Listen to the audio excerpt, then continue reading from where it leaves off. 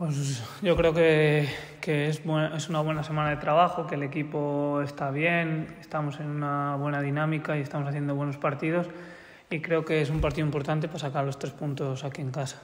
Sí, bueno, todo influye, aparte del cambio del sistema, yo creo que estamos en un mejor momento que al principio y con más confianza, y creo que el equipo ha dado un paso adelante y que estamos mejorando día a día. Sí, la verdad es que desde que yo llegué aquí hemos perdido muy pocos partidos en casa, siempre hemos sido fuertes y hay que hacerse fuertes este año. Ya después de las 2 derrotas, ahora la victoria con el Burgos, y ahora yo creo que tenemos que seguir en esa dinámica. Sí, en teoría era uno de los equipos que debe luchar por la Liga, de las mejores plantillas, pero creo que nosotros en casa le podemos hacer daño. Sí, para mí es un partido muy especial porque hace muchos años que no me enfrento a ellos y creo que el equipo, ya te digo, que podemos hacer un buen partido y sacar los 3 puntos.